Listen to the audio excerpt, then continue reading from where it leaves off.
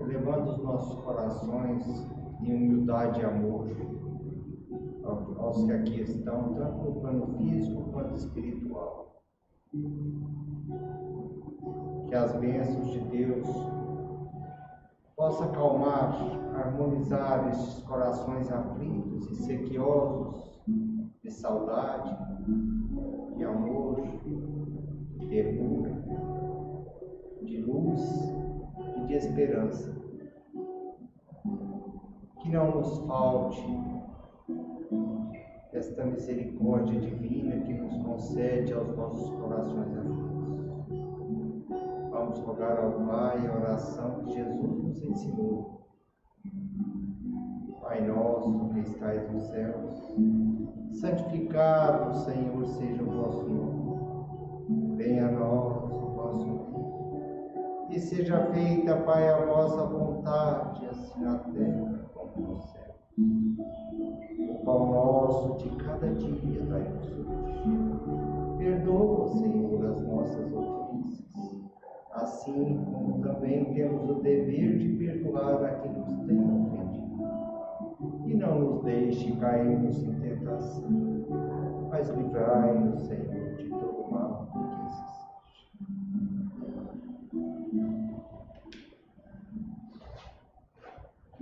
O nosso palestrante não pôde comparecer hoje, e o Davi vai fazer a nossa preleção do Evangelho. Eu vou fazer uma pequena leitura aqui, e ele vai dar a conclusão de acordo com o que ele nos trouxe como conteúdo hoje. Capítulo 5, Bem-aventurados aflitos, do Evangelho segundo o Espiritismo, item 21, perda de pessoas amadas, mortes prematuras. Quando a morte vem ceifar em vossas famílias, levando sem distinção jovens antes dos velhos, muitas vezes dizeis, Deus não é justo, já que sacrifica o que é forte e pleno de futuro para conservar os que vivem longos anos cheios de decepções. Já leva os que são úteis e deixa os que não servem para mais nada. Já que parte o coração de uma mãe, privando-a da inocente criatura que fazia toda a sua alegria. Homens, é aí que tendes necessidade de elevar-vos acima do terra a terra da vida, para compreender que o bem está muitas vezes onde credes ver o mal, e a sábia providência onde credes ver cega fatalidade do destino. Por que medir a justiça divina pelo valor da vossa? É possível pensar que o Senhor dos mundos deseja, por simples capricho, infligir-vos penas cruéis. Nada se faz sem um objetivo inteligente. Haja o que houver. Cada coisa tem sua razão de ser.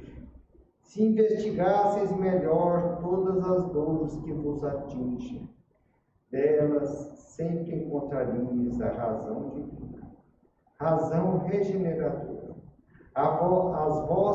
Os vossos miseráveis interesses seriam uma consideração secundária que elegeríeis ao último plano. Crede-me, a morte é preferível em uma encarnação de 20 anos a esses desregramentos vergonhosos que desolam as famílias honradas, partem o coração de uma mãe e fazem antes do tempo embranquecer os cabelos dos pais. A morte prematura muitas vezes é um grande benefício que Deus concede àquele que se vai e que assim se preserva das misérias da vida ou das seduções que lhe poderiam ter arrastado a perda. Aquele que morre à flor da idade não é vítima da fatalidade, mas Deus julga ser-lhe útil não permanecer por mais tempo na terra. É uma horrível desgraça, dizeis, que uma vida tão cheia de esperança seja ceifada tão cedo. De quais esperanças quereis dizer? Das da terra? Onde aquele que se vai poderia ter brilhado, ter feito seu caminho e sua fortuna? Sempre essa visão estreita não consegue elevar-se acima da matéria. Sabeis qual teria sido a sorte dessa vida, para vós tão cheio de esperança? Quem vos disse que ela não teria sido repleta de amarguras? Então contais como nada as esperanças à vida futura, e preferis em lugar delas a da vida efêmera que arrastais sobre a terra? Pensais que mais vale ter uma posição entre os homens do que entre os espíritos bem-aventurados? Regozijai-vos, em lugar de vos lamentar, quando apraz a Deus retirar um de seus filhos deste vale de misérias. Não há egoísmo em querer que ele aí restasse para sofrer convosco? Essa dor se concebe naquele que não tem fé e que vê na morte uma separação eterna. Mas vós, espíritas, vós sabeis que a alma vive melhor desembaraçada do envoltório corporal? Mães, sabeis que vossos filhos, bem amados, estão perto de vós. Sim, estão todos perto. Seus corpos fluídicos cercam-vos seus pensamentos, protegem-vos vossas lembranças, embriagam-os de alegria, mas também vossas dores despropositadas os afligem, porque denotam uma falta de fé e são uma revolta contra a vontade de Deus.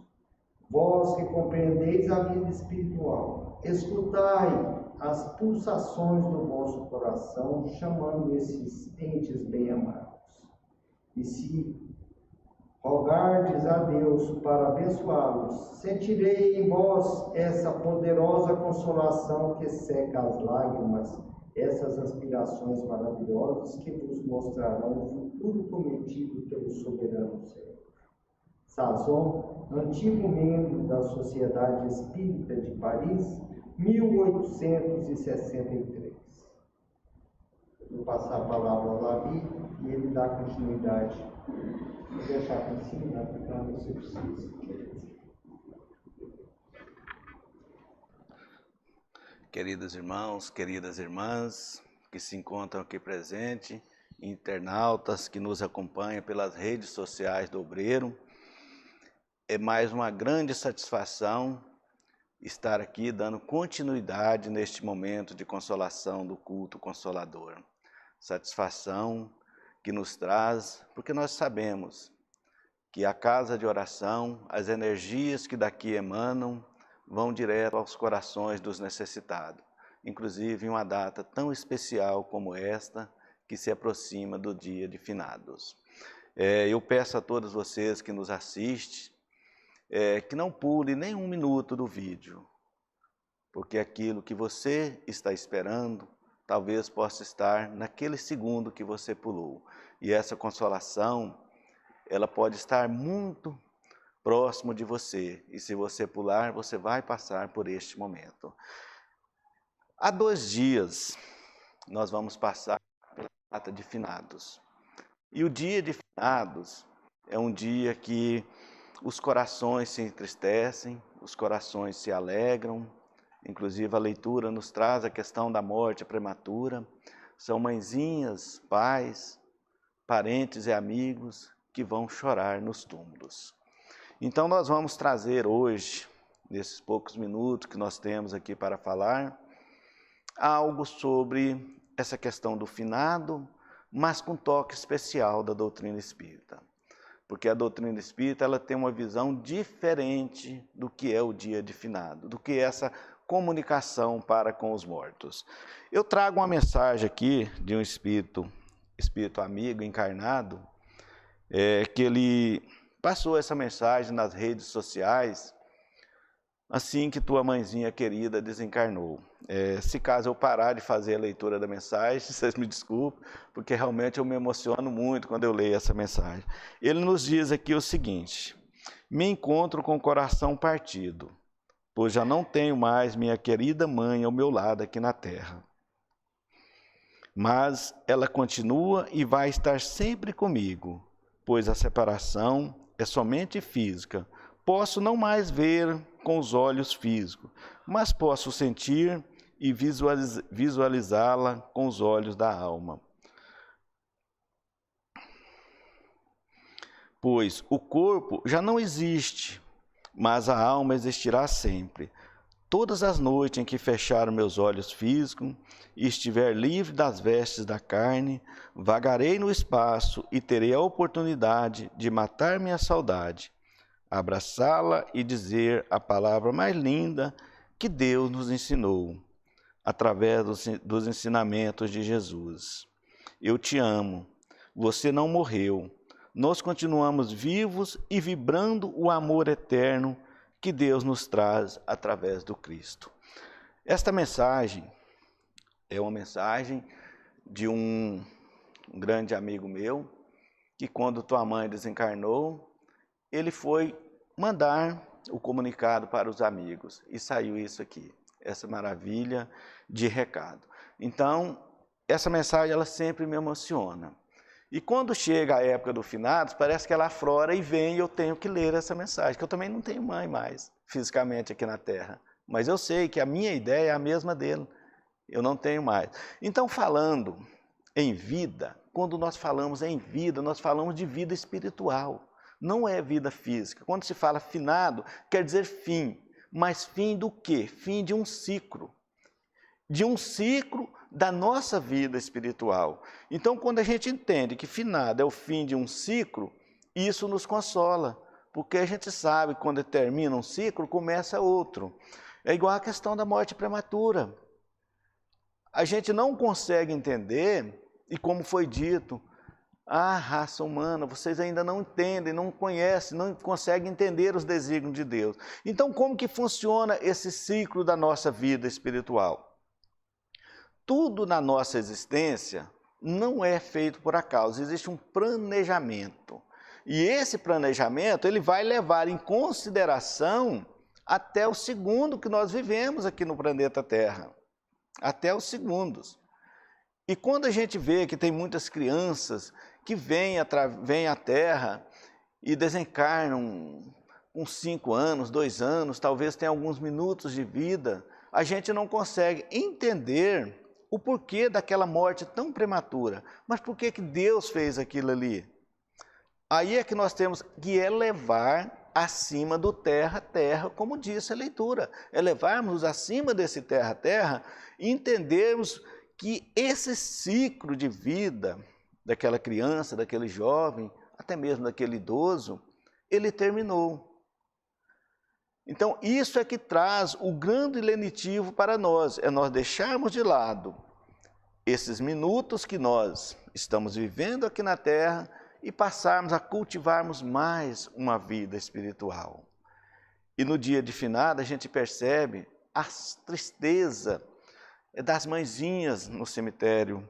Eu vou ao cemitério todos os anos, não porque eu quero ir, eu acho importante a ida ao cemitério. Para quem acha que ali ele vai levar o consolo para aquele ente querido que desencarnou. Mas eu, particularmente como espírita, eu não sinto necessidade de ir. Eu vou para levar minha sogra, eu vou para levar minha esposa, vou para levar minha cunhada, vou para levar um amigo. E lá naquele cemitério, naquele momento, a gente percebe que está aflorando tristezas, principalmente no coração das mãezinhas que perderam jovens em tenra idade, como diz o Evangelho. E o que a doutrina espírita nos fala sobre a questão do finado? Eu trouxe algumas perguntas aqui do livro do seguinte: sensibiliza os espíritos por eles serem lembrados aqui na Terra, e eles dizem, muito mais do que podeis supor, são felizes o fato de serem lembrados, e são consolados os desgraçados, os sofredores, o fato de serem lembrados. E que a gente percebe nessa pergunta 320 é justamente a parte que começa a introdução do dia de finado, dos finados. Então, o que acontece naquele cemitério, naquele momento?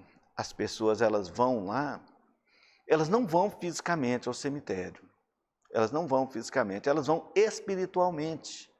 Porque quem sai do teu lar, desloca até um cemitério para visitar o túmulo de um ente querido, ele não vai lá para cultuar aquele corpo físico que talvez nem existe mais, que está dentro daquele túmulo. Ele vai em pensamento. Então, aquele momento que aquele irmão se encontra naquele local, ele vai fazer vibrações positivas que vai evocar e trazer para próximo dele aquele ente querido que ele ama tanto.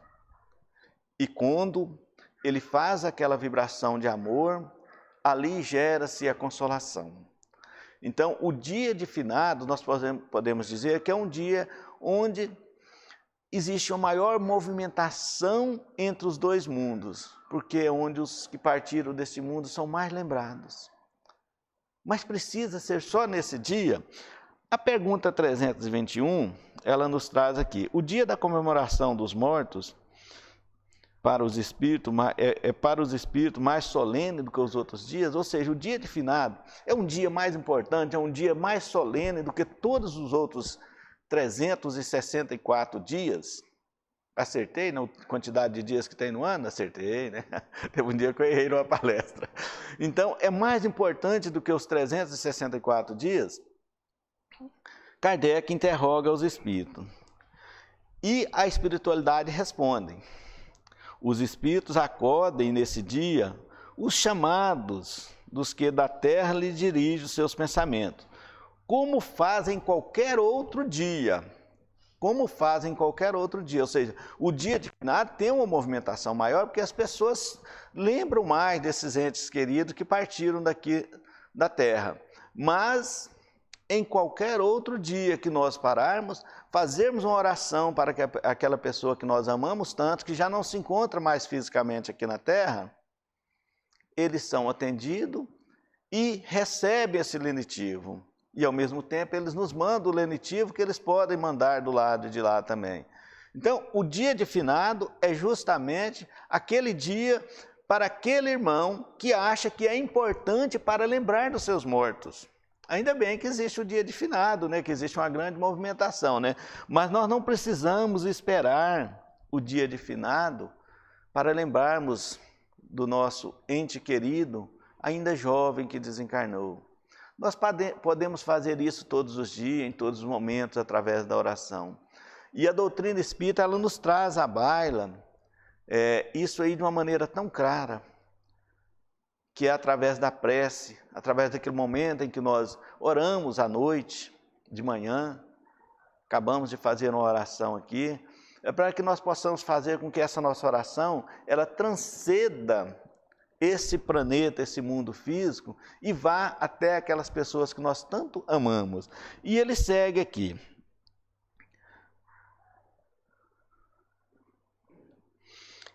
Nesse dia, em maior número, reúne-se nos cemitérios, porque lá estão e são chamados, reúne os desencarnados.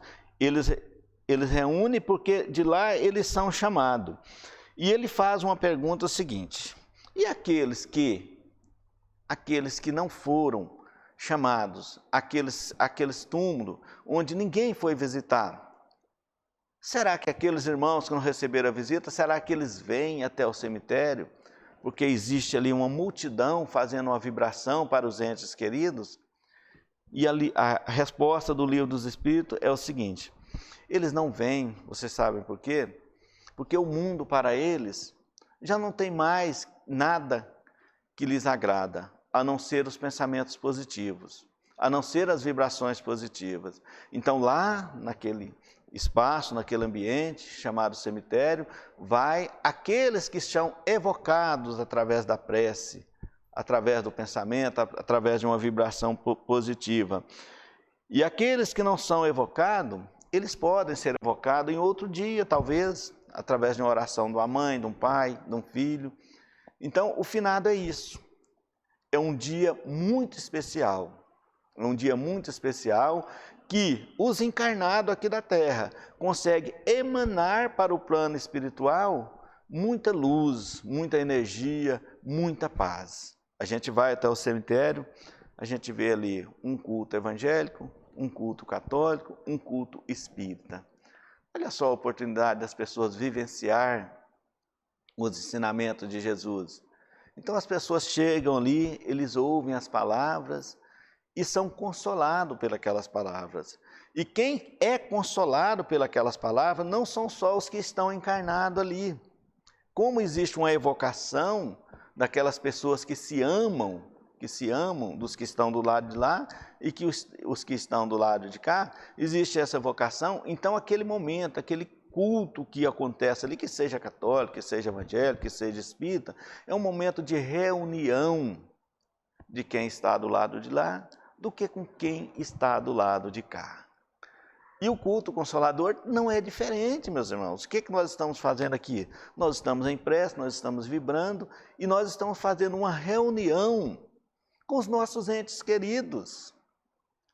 Estamos fazendo uma reunião solene porque nós estamos emitindo vibrações e estamos recebendo também ao mesmo tempo essas vibrações desses nossos irmãos. A doutrina espírita ela nos traz uma visão diferente do que nós chamamos de morte. A grande maioria das religiões, não todas, a grande maioria das religiões, eles entendem a morte como fim. Então, como eu coloquei que a morte é o encerramento de um ciclo, é o encerramento de um ciclo onde aquele corpo físico, que era a condução que nos movia aqui na Terra, já não mais tem condições de existir, nós deixamos esse corpo físico e partimos para o mundo dos espíritos. É justamente esse momento que leva-nos ao desespero total, porque nós não queremos separar das pessoas. Nós claramente dizemos, fulano morreu. Mas como que Deus vai matar alguém? Deus, na sua infinita grandeza, na sua infinita bondade, na sua infinita sabedoria, vai matar um de seus filhos. Então, esse enigma da ignorância dos espíritos que ainda habitam a Terra, de todos nós, claro, né? É justamente o que faz nos sofrer, o que traz-nos a grande tristeza. Então, aqui nos diz que a morte é uma simples mudança. Ou seja, é a destruição de uma forma frágil que já não proporciona mais condições de vida. Ou seja, é necessário a gente deixar de lado tudo isso. E lá no capítulo 1 do Evangelho, no capítulo 1, lá nos traz um esclarecimento tão grandioso com relação à nossa existência aqui, que nos diz: o Espiritismo é a ciência nova que vem revelar aos homens, por meio de provas irrecusáveis, a existência e a natureza de um mundo espiritual e suas relações com o mundo corpóreo. Então aqui nós vamos começar a entrar no entendimento que tem uma relação com quem está do lado de lá, com quem está do lado de cá. Nós vamos lá no capítulo 4 do Evangelho, se eu não me engano no item 18, eu até fiz uma colinha aqui, mas antes de irmos ao capítulo 4, vamos fazer uma colocação do capítulo 3. Essa interligação que existe entre o invisível com o visível, que a gente sofre justamente quando nós separamos de alguém, porque a gente ainda não consegue aceitar. A gente pode até entender, mas a gente ainda não consegue aceitar essa mudança de mundo. Então, lá no capítulo 3, nos traz a seguinte colocação: o universo é a casa do Pai. Existem várias e várias e várias moradas circunscritas no universo. Moradas como essa, chamada Terra, onde se encarnam pessoas físicas, presa a um corpo físico, existe várias. Mas existe várias e várias moradas também, onde estão vivendo espíritos que já não estão mais presos ao corpo físico, momentaneamente. No capítulo 4 nos traz a seguinte colocação, que quando nós saímos, e no livro dos Espíritos também, quando nós saímos do corpo físico e vamos para o mundo dos Espíritos, nós estamos na erraticidade. O que vem a ser essa palavrinha chamada erraticidade? É justamente o intervalo de uma encarnação para a outra. É o período em que nós passamos no mundo espiritual. E essa erraticidade não quer dizer que morremos, né? Nós estamos lá fazendo o quê? Nos preparando para um novo ciclo, que é retornarmos a este planeta ou a um outro planeta compatível com o nosso estado evolutivo. Então nós não morremos, nós estamos em um mundo nos preparando para voltarmos a um outro ciclo no corpo físico para darmos continuidade naquilo que nós ainda não terminamos. Mas vamos lá no capítulo 4, eu não anotei aqui, mas se eu não me engano acho que é o item 18, 19 e 20, ele é muito consolador. Ele é muito consolador esse capítulo, porque a gente faz a seguinte analogia, olha, a minha família aqui é composta por A, por B, por C, por D. A partir do momento que desencarnam a minha família já não tem mais a figura A. Então está faltando uma peça na minha família. Mas o que o Evangelho nos traz à baila lá no capítulo 4, lá no item 18, do que é a família? Será que a família, quando nós perdemos um jovem, uma criancinha, será que nós realmente perdemos essa criança? Vocês já leram aquele livro, O Pequeno Morto? Ele é um livro bem fininho, que a gente senta e em alguns minutos a gente lê ele tudo. Ele é tão gostoso de ler, uma letrona grandona, é livro para criança ler, né? Uma letrona grandona, a gente lê rapidão.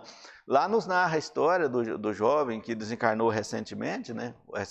Ele desencarnou, e quando ele chega no plano espiritual, vem a tia dele com os braços abertos, aquela tia que já tinha desencarnado há muitos e muitos anos, vem receber e ele fala, gente, mas o que está acontecendo? Será que eu estou sonhando? É minha tia. Então a tia dele vem receber ele lá no plano espiritual. Então a gente volta ao conceito de família. Como que funciona esse conceito de família, quando vai alguém para o plano espiritual? Lá nos diz o seguinte, ó, os laços de família, presta atenção, os laços de família não sofrem destruição alguma com a reencarnação. Para aí. Os laços de família não sofrem destruição alguma com a reencarnação? Não seria o contrário? Os laços de família não sofrem destruição alguma com a desencarnação? Vocês já repararam como que o Evangelho nos fala pelo lado espiritual? E ele diz como pensam certas pessoas. Então, quando ele fala, os laços de família não sofrem destruição alguma com a reencarnação, o que o Evangelho nos traz? Olha, a verdadeira família é aquela que está ligada pelos laços da afetividade. A verdadeira família é a família que nós constituímos no plano espiritual através da nossa sintonia. Então, quando vence o ciclo de um jovem, de uma criança, aqui neste planeta Terra, que ele vai para o lado de lá, não desesperamos. Lá tem vários e vários espíritos que já foram mães daquele mesmo jovem, que já foram pai, avós, esperando de braços abertos. Esperando de braços abertos.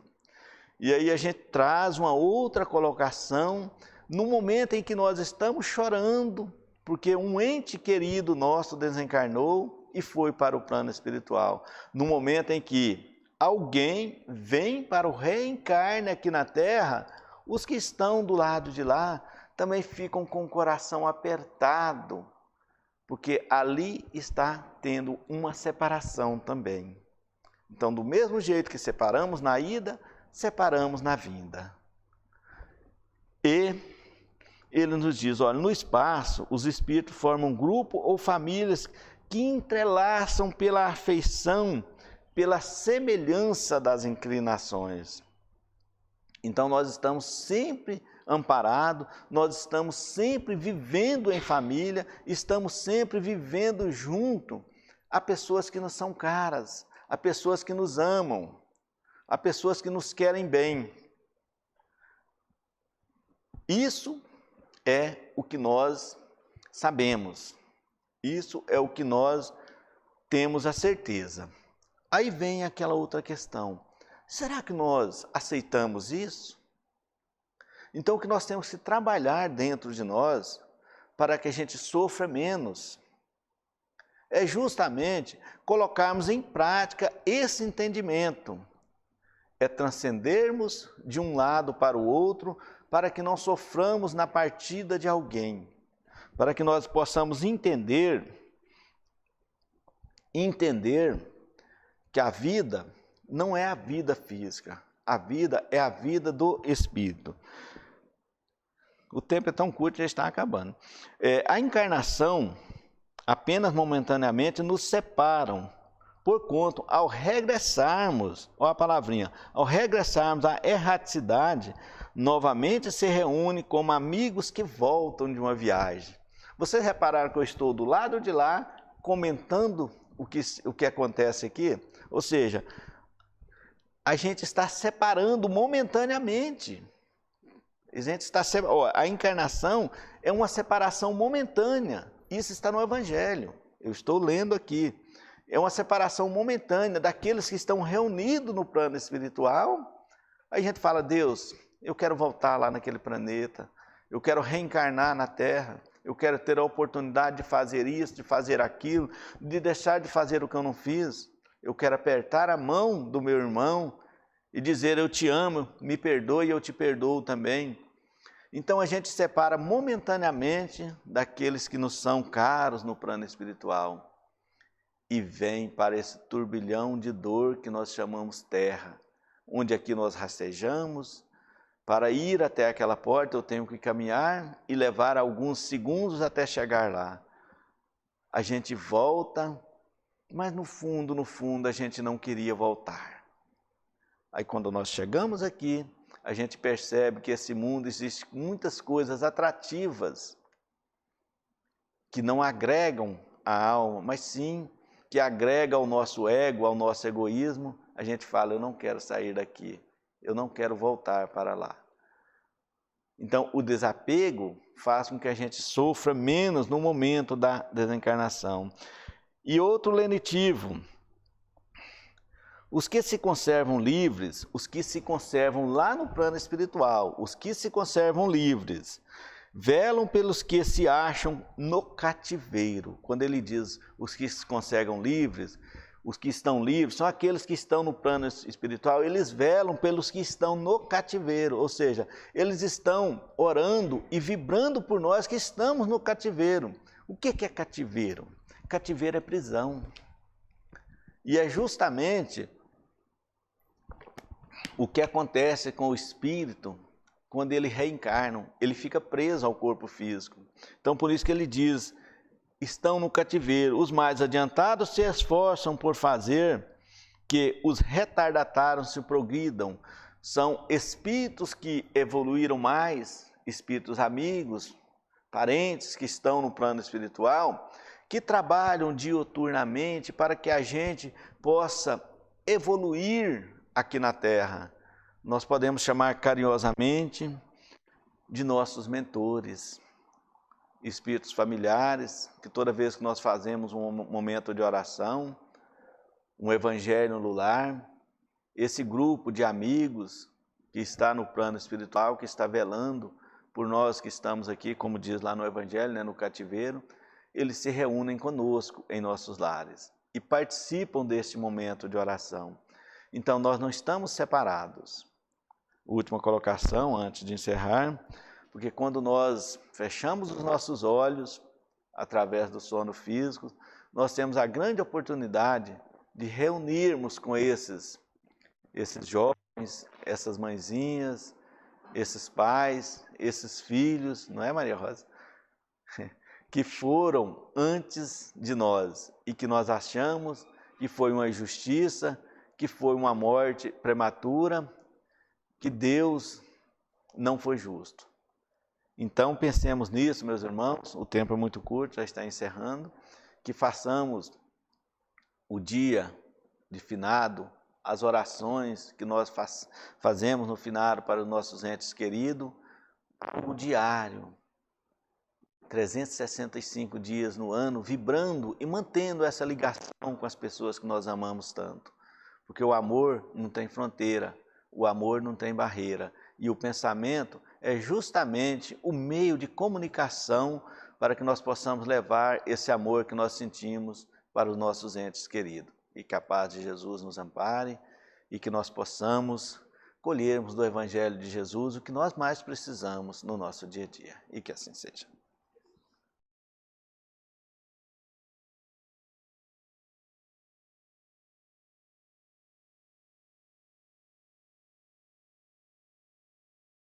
Eles vivem. Antes que partiram, precedendo-te na grande mudança, não permitas que o desespero te ensombre o coração. Eles não morreram. Estão vivos. Compartilham-te as aflições, quando te lastimas sem consolo. Inquietam-se com a tua rendição aos desafios da angústia, quando te afastas da confiança em Deus. Eles sabem igualmente quanto dói a separação.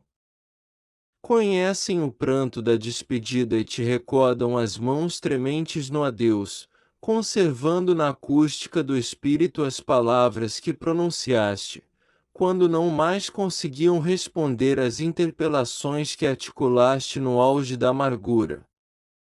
Não admitas estejam eles indiferentes ao teu caminho ou à tua dor. Eles percebem quanto te custa a readaptação ao mundo e a existência terrestre sem eles e quase sempre se transformam em sireneus de ternura incessante, amparando-te o trabalho de renovação ou enxugando-te as lágrimas quando tateias a lousa ou lhes enfeita a memória perguntando por quê. Pensa neles com saudade convertida em oração. As tuas preces de amor representam acordes de esperança e devotamento, despertando-os para visões mais altas da vida. Quanto puderes, realiza por eles as tarefas em que estimariam prosseguir e tê-los-ás contigo por infatigáveis zeladores de teus dias. Se muitos deles são teu refúgio e inspiração nas atividades a que te prendes no mundo, para muitos outros deles és o apoio e o incentivo para a elevação que se lhe faz necessária. Quando te disponhas a buscar os entes queridos domiciliados no mais além, não te detenhas na terra que lhes resguarda as últimas relíquias da experiência no plano material.